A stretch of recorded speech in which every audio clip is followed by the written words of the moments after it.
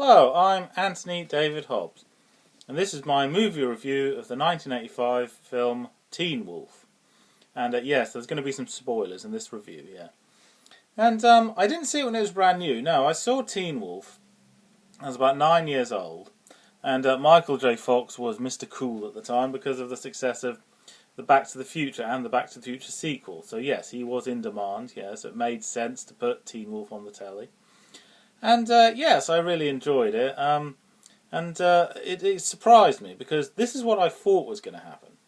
I thought the character, Scott Howard, was going to hide the fact that he's a werewolf throughout the film. No.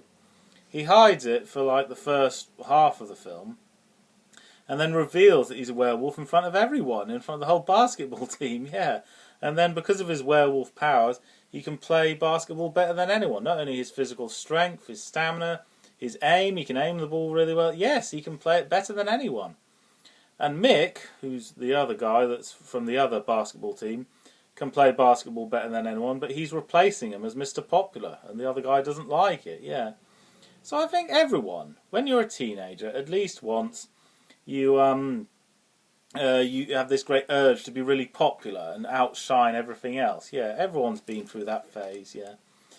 And it all made sense. I mean, Teen Wolf, not really very realistic. I seriously doubt, if werewolves were real, I doubt they'd treat one as an equal, you know, and think he's wonderful. No, they'd be terrified of him, yeah. But it made sense when you were a kid, you know. And also it makes the film a bit different, you know. In every other werewolf film I've seen, everyone's terrified of werewolves, running for cover. But in this one, no, he's like a celebrity. He's Mr. Cool. So yeah, it's a bit different, yeah. And the thing is, Teen Wolf, it is actually realistic. Well, let me explain what I mean. Obviously, werewolves are not real. No, what I meant was, if you put it in realistic terms, it makes sense, yeah. If someone has a very special talent, they can sing really well, dance really well, act on the stage, or play a sport extremely well, then yes, everyone thinks you're wonderful, everyone thinks you're great, yeah. So if you look at it metaphorically, it is a realistic story, yeah. There's a beautiful brunette called Booth, it's like her nickname, who really fancies Scott Howard, but he fancies the blonde bombshell called Pamela. And this film was made before Pamela Anderson was famous as well. Yes, a platinum blonde called Pamela, and he really fancies her. She doesn't fancy him in the least. After he becomes the werewolf and becomes the best basketball player in the world ever, you know, then she fancies him.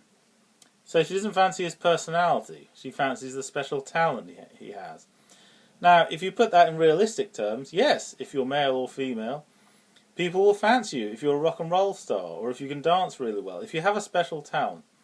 In other words, there are two different things you need to get someone to fancy you. You do something really cool, a really special talent, or, dare I say it, someone will fancy you for your personality, yeah. Now, which would you rather have? Someone fancy you for your personality or for your talent, you know? Well, Scott Howard, he gets the girl, he gets the platinum blonde, but no, it's just because of his talent, nothing to do with his personality at all, no. But he got her, he got the girl, or, and this is a quote from the coach, it's not how you play the game, it's whether you win or lose. And yes, that has a double meaning, meaning the basketball tournament and get the girl. It doesn't matter how you did it, as long as you did it, yeah. Or does it, you know? I mean, if you got someone to fancy you because of a special talent you had, yes, they'd stay with you on condition they didn't meet someone else with a special talent. Yeah, they'd just leave you, just like that. So that's a bit shallow. Yeah, that's a bit off, yeah. But what would you do if nobody fancied you for your personality and only fancied you for your talent?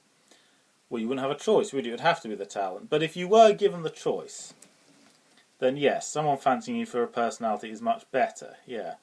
And, big spoiler here, at the end of the film, Scott Howard wins, not only does he win the basketball game, but he does it without being the wolf. He doesn't use any of his powers, and wins. Well, his team wins, but yeah, he's the main guy in the team. And, anyway, he's given a choice, Pamela or Booth, the one that fancies him for his talent or his personality. And he goes for Booth because she wants him for his personality. So yes, he makes a good choice, that's good, yeah. So yes, a lot of, obviously turning into a werewolf, it's a metaphor for growing up. Your body goes through changes as you're a teenager, yeah. And you get confused, you don't know what's right or wrong. Because yes, playing sport, winning is everything. You've got to win. You've got to be the best, be all you can be. And Scott Howard, he's basking on all this fame. Everyone thinks he's wonderful, you know. But when he has a bit part in the school play, and he decides he doesn't want to be the wolf anymore, he wants to play it as himself, and the director says, well, you're not going to have the part then. And then in other words, it's important to be loved for your personality. It's important to be loved for your talent. But to some extent, being loved for the person you are, being yourself, that's quite important as well. And so he thinks the only way people are going to love me for myself is if my team wins this game and I don't use my powers. So that's what he has to do, yeah.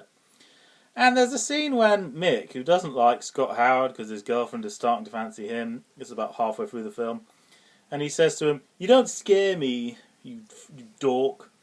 Underneath all that hair, you're still a dork, Scott. You know, I don't think you're very impressive at all. You're pathetic, you know." He is lying, of course. If he was telling the truth, he'd say something like this. I'm Mr. Popular, I'm Mr. Cool, I'm the best sportsman, and I don't like it that you're replacing me. You know, I don't like it that you're much more popular. I don't like it, you know. So, but because he's a bully, and the things bullies do best is lie.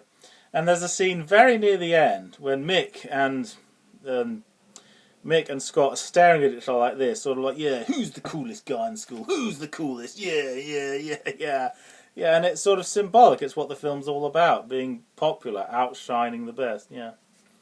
So yes, Teen Wolf, very enjoyable film, very thought-provoking. Teen Wolf 2 is terrible. Teen Wolf 2 is an abysmal sequel. It's basically the exact same idea. It's the exact same plot as Teen Wolf. It's a rip-off, basically, and it's awful, yeah. And there was a Teen Witch film, there was a Teen Wolf cartoon, and there's a live-action Teen Wolf TV show. But for me, the best thing that came out of the franchise was the 1985 movie Teen Wolf. It's okay, not very realistic, but very entertaining, yes. And if you look at it metaphorically, it is a really good story. Yes, about being loved for the person you are.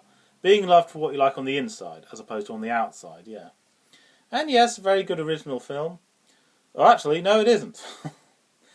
4 years before Teen Wolf came out, there was a movie called Full Moon High. That is about a teenager that uses his werewolf powers to get really good at American football. So yes, Teen Wolf was not original. However, Full Moon High was a flop, Teen Wolf was a big hit. And so what was it about Teen Wolf that made it so much better? Well, I've yet to find out, because I haven't actually seen Full Moon High. So yeah, Teen Wolf was like the better version of the same idea. Okay, thank you for watching. I'm Anthony Hobbs, and I'm overboard.